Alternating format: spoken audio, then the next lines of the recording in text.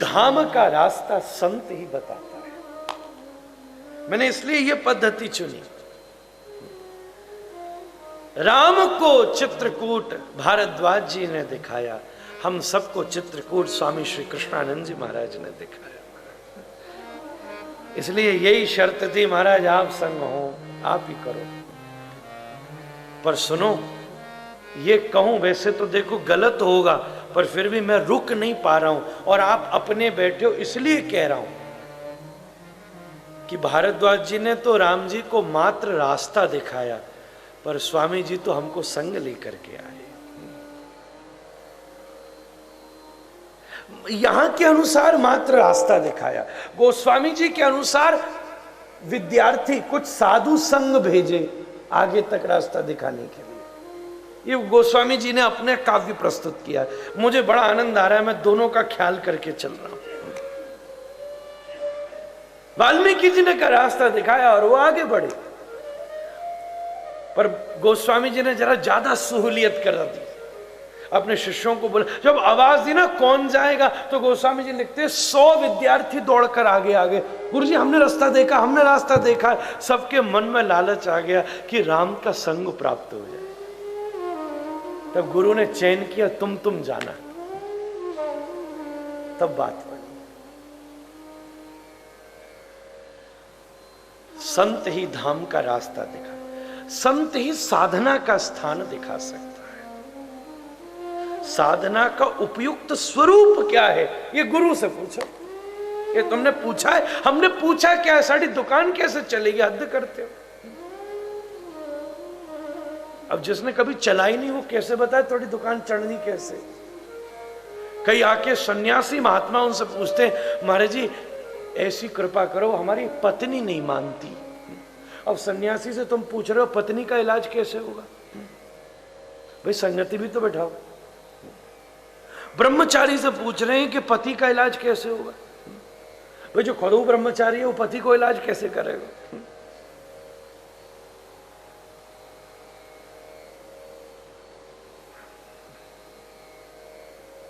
अगर सदगुरु से कोई सबसे प्रथम जिज्ञासा करनी हो तो ये पूछो कि हमारी साधना का स्वरूप क्या है। राम जी पूछते, प्रभु ऐसा बताओ, ऐसी जगह बताओ, एकांत हो, हम आप संग बैठे, आपकी कृपा मुझ पर हो और मैं वहां बैठकर अपने वनवास के इस काल को अमृतमय रूप से व्यतीत कर सकूं।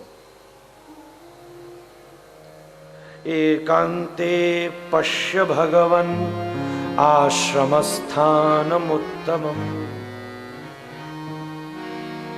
मैं वहां अपना आश्रम स्थापित कर सकूं। राम जी वाल्मीकि जी के अनुसार कह रहे हैं मैं वहां अपना आश्रम बना सकूं। कौन सा आश्रम बनाना है? गृहस्थ को भी बंधुओं आश्रम ही कहा है। सनातन धर्मी हर समय आश्रम में ही रहता है। आश्रम और घर को जब से हमने अलग कर लिया तब से ही घर में विघटन होने लगे, तब से ही धर्म दूर हो गया।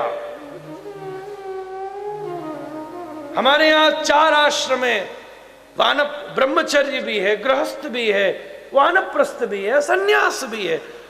जब तुम परिवार के साथ लुधियाना अमृतसर अपने घर में रह रहे हो ना, तो सच में आश्रम में रह रहे हो। और आश्रमीय मर्यादाओं का चिंतन करके रहोगे तो मैं सत्य कहता हूं कि बड़े बड़े जंगलों में न मिलने वाले राम तुम्हें अपने घर के दरवाजे पर प्राप्त हो सकते हैं। पर उसे आश्रमीय रूप से रहा था। राम जी स्पष्ट कह रहे हैं, भगवान आश्रम स्थानम उत्तमम। मुझे उत्तम आश्रम के लिए स्थान बताओ। मेरी पत्नी मेरे संग आई है, मेरा भाई मेरे संग आया है, ऐसी जगह बताओ मैं इनके संग अपने गृहस्थ आश्रम का निर्वाह कर सकूं। आप यहां बैरागी बैठे हैं, सन्यासी बैठे हैं, महात्मा बैठे हैं, अग्निहोत्र बैठे हैं। इनके बीच में मेरे आश्रम का निर्वाह नहीं होगा। आपके यहां साधक आएंगे, मेरे अतिथि भी आएंगे। राम जी ने किस आश्रम का निर्माण किया है। अब इस सूत्र को मैं लंबा खींचना चाहूं तो समस्त गृहस्थ आश्रमों के सूत्र को यहां स्थापित कर सकता हूं।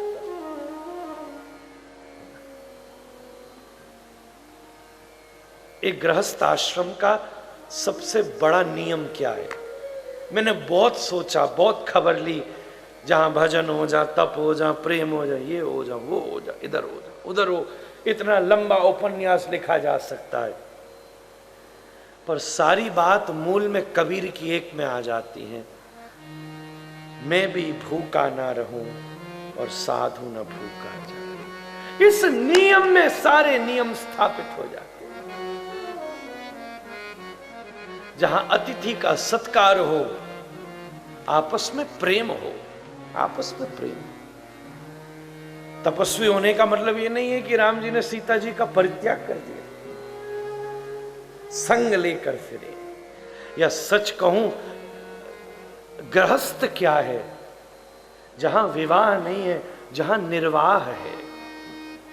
राम जी ने सीता जी से विवाह किया है और सीता जी ने राम जी से निर्वाह किया है। जहां कहे, अभी शादी हुई थी, बोले जंगल चलो, चलो। अभी राज्याभिषेक हुआ था, कहा भाई वाल्मीकि आश्रम में जाओ, कहा नहीं कुछ। जहां एक दूसरे को निभाने की स्थिति हो, मैं ऐसा आश्रम बना सकूं, ऐसा आश्रम बनाऊं जहां द्वार पर खड़ा हुआ अतिथि तृप्त जाए। गृहस्थ आश्रम क्या है? 4 चीजों का ख्याल रखिए। जहां निजी जीवन में पवित्रता हो, व्यापार में पारदर्शिता हो,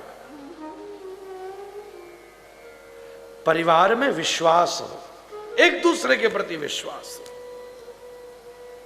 दृढ़ विश्वास हो, और श्री राघवेंद्र सरकार के चरणों में प्यार हो, श्रद्धा हो।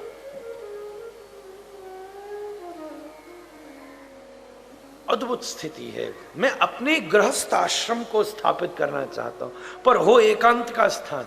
रहना मुझे वनवासियों की तरह ही है। ऐसी चीज बताइए जहां दोनों चीज निभ जाएं।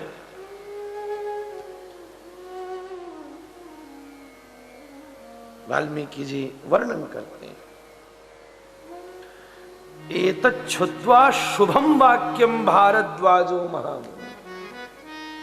ऐसा शुभ वाक्य सुनकर भारद्वाज मुनि अत्यंत प्रसन्न होकर सिद्धि का बोध कराने वाली वाक कहे। अब यहां बड़ा भारी कैलकुलेशन है। 10 क्रोश इतस्तात गिरिर यस्मिन् न्यवस्यसि महर्षि सेवितः पुण्यम पर्वतः सुभदर।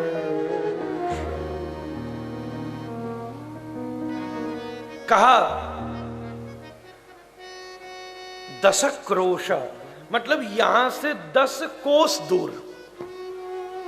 अब इस पर टीकाकारों ने अपनी सारी मंत्रणा चला दी है, विवेचन चला दिए, क्योंकि वर्तमान से देखा जाए तो प्रयाग, भारद्वाज आश्रम और चित्रकूट 10 कोस दूर नहीं है।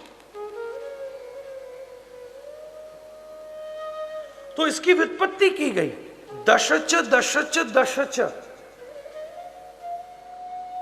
इशारे में कहा है। तो पुरातन काल में आकर अवस्थित किया जाए तो यहां 30 कोस कहा, उस समय 28 कोस की दूरी मानी गई।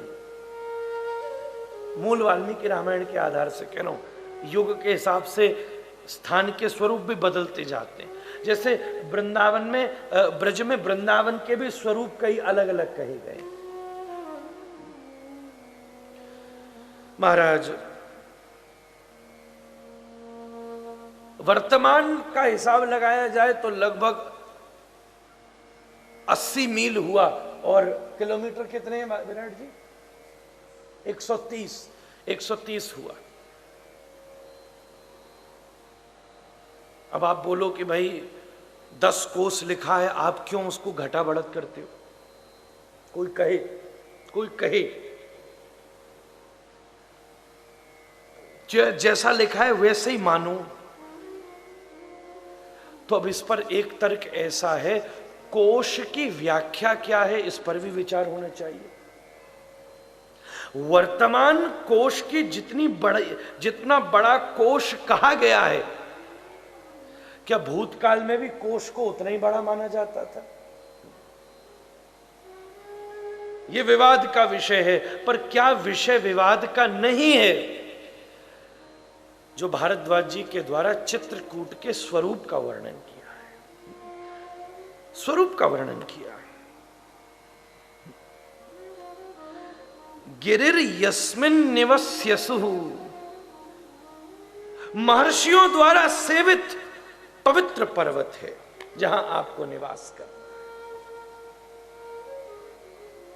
महर्षिर सेवित पुण्य पर्वत शुभ दर्शन, देखते ही जिसका दर्शन ही शुभ है, पर्वत को देखते ही जिसमें आनंद आ जाए। और मैं तो कल से ही देख रहा हूं, वही चित्रकूट का स्वरूप है, खूब आनंद आ रहा है, पर्वती पर्वत है। एक बात कहूं, जब यह पता चला कृष्णानंद जी महाराज गौ भक्त हैं, वृंदावन प्रेमी है, खूब राधा नाम कृष्ण नाम, जब यह पता चला चित्रकूट मिले तो कई ब्रजवासियों ने उनकी टांग खींची। वो लुधियाना का सम्मेलन तो हम कभी नहीं भूल सकते। सुबह तो वो नंदगाम वाले गोसाई जी दिखे, संजा को गायब हैं। चलो, खूब उन्होंने इनकी टांग खींची। अरे यार, तुम ब्रज की रज में लौटते जा, मुक्ति मुक्त है जाती। और बाबा डड़ियर, तू कहाँ आए के चित्रकूट में पढ़ो, ऐसो ऐसो बोली बड़ी सभा में। कुछ हमने भी कही, हालांकि हम हो तो गए, पर एक बात कहें, यहां आकर और यहां का आनंद लेकर यह अनुभव हो रहा है कि बाबा आप सब ने इस स्थान का चयन करके हम सब पर उपकार किया। वास्तव में अनुभव लेने लायक स्थान है, जिसका वर्णन वाल्मीकि जी करते हैं। गोलांगूलानुचरितो वानराक्ष निवेशितः। मैं आज सुबह आप सबसे बोला था, परिचय देते हुए क्या बोले, ऋषियों से सेवित पर्वत है और वहां तुम्हें क्या मिलेंगे, गोलांगूलानुचरितो। और मेरे को सवेरे ही आनंद आया, यहां बहुत सारे लंगूरों का निवास है, वाल्मीकि जी कहते हैं। आज मैं वहीं था सवेरे, जब आप सब महाराज आए थे, जब आप गए, मैं थोड़ा देर बाहर चक्कर मारने गया, तो उसी समय श्लोक पढ़ते में ख्याल में आया, तो बाहर गया, उसी समय लंगूरों का भी दर्शन हुआ। हमने कहा चित्रकूट धाम की जय, स्वागत हो गया भाई। गोलांगूलानुचरितो वानराक्ष निषेवितो। यहां वानर और रीछों का बहुत निवास है, भालुओं का, साधु रहते हैं। ये प्राकृतिक वर्णन, अद्भुत निवास है। और क्या कहा, चित्रकूट इति ख्यातो गंधमादन सन्निभ। गंधमादन पर्वत से भी महिमा में ऊंचा उस स्थान का मंगलमय नाम श्री चित्रकूट है। और ये चित्रकूट धाम की आपकी जैसे पता चल गया, आप सब भूखे बैठे हो, तो मैं समेट देता हूं। मैं तो उत्साहित हो रहा था, पर आपको सवेरे भी उठना है, कल तो पक्का ही सोगे फिर। तो इस प्रकार आज भूमिका कस रहा था, तो थोड़ा क्रम से चला। कुछ गोस्वामी जी के वचनों को भी हम अवलोकन निश्चित रूप से करेंगे, और दोनों का विचार रखते हुए सच कहूं, आपका तब तक चित्रकूट में प्रवेश नहीं हो सकता जब तक कथा का चित्रकूट में प्रवेश नहीं होगा। आप तो कल आ गए, तो वो आना आना थोड़ी ना है। जब तक ये 3 घंटे का प्रसंग राम जी के संग संग चित्रकूट नहीं आएगा, तब तक आपका भजन और भाव चित्रकूट तक नहीं पहुंचेगा। इस प्रकार आप संकेत करते हैं, यावता चित्रकूटस्य नरः श्रृंगाण्यवेक्षते कल्याणी कल्याणानि समाधत्ते न पापे कुरुते मनः। जो चित्रकूट के मात्र शिखरों का दर्शन कर ले, यहां के प्रत्येक शिखर शिव स्वरूप है।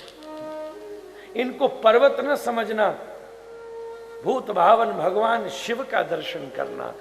और वाल्मीकि जी लिखते हैं, भारद्वाज जी वर्णन कर रहे हैं, मात्र इन पर्वतों के दर्शन करने से जीव अनंत पापक क्रमों से निवृत्त हो जाए। मात्र पर्वत का दर्शन करने से। परिक्रमा से तो क्या होगा, कल हम सब लोग कामगिरी की परिक्रमा को जा रहे हैं, दर्शन से जब पाप नष्ट हो जाते हैं तो ऐसी कोशिश करना परिक्रमा से प्रेम प्राप्त हो जाए। यही भाव से कल हम सब लोग चलेंगे। महाराज, जहां बहुत सारे वृद्ध ऋषियों का निवास है, उन सब संतों का भी हम लोग दर्शन करेंगे। वो स्थान एव विक्तमहम मन्ये तम वासम भवतः सुखम इवा वन्यवासाय वस राम मया सह। वहां अपनी पत्नी के साथ रहो, वही तुम्हारे लिए एकांत और भजन के उपयुक्त सर्वोत्तम स्थान है। महाराज,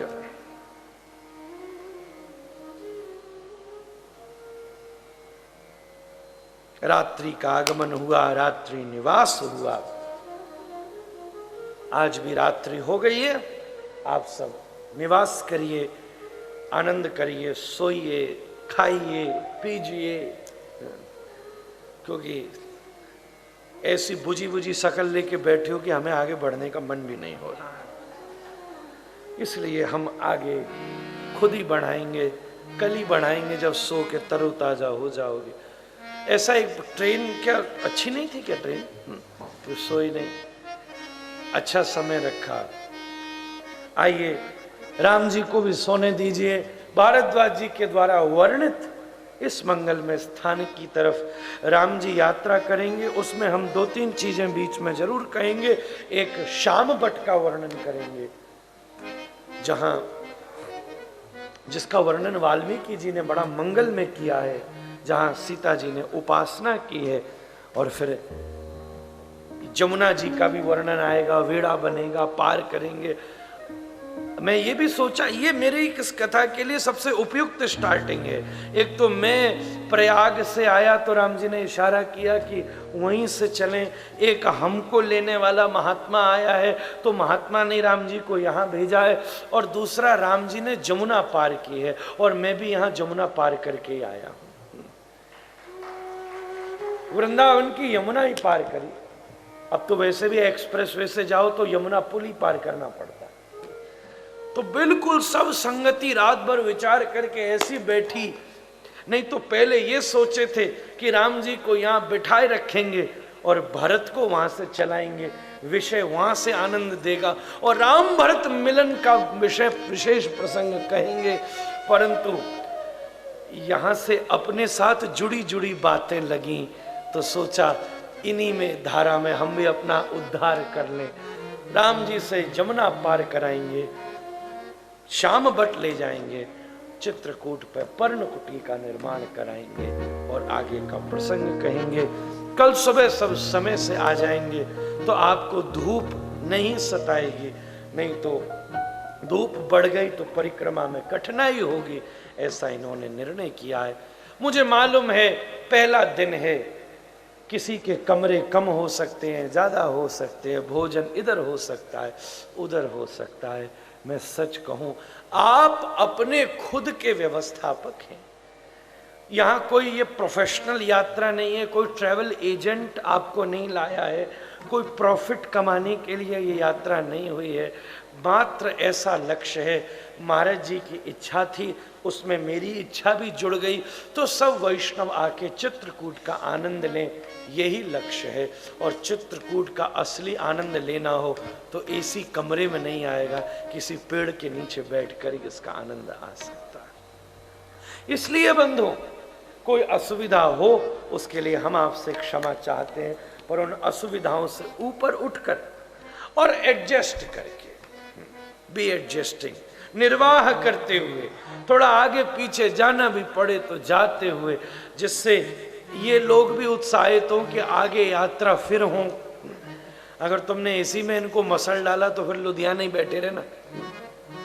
इसलिए बढ़िया तरह उत्साह के साथ इस क्रम को यहाँ करें। कल फिर मुलाकात होगी, फिर विषय आगे बढ़ेगा। इसी सूत्र को आगे ले जाते हुए प्रसंग को आगे वाल्मीकि जी के आधार से और गोस्वामी जी को छूते हुए चलने का प्रयत्न करेंगे। शुरुआत गोस्वामी जी से ही हुई, विश्राम वाल्मीकि जी से हुआ, संवाद भारद्वाज जी का रहा। कल की कथा कल कही जाएगी। 2 मिनट कीर्तन, आरती और फिर सब पधारिए।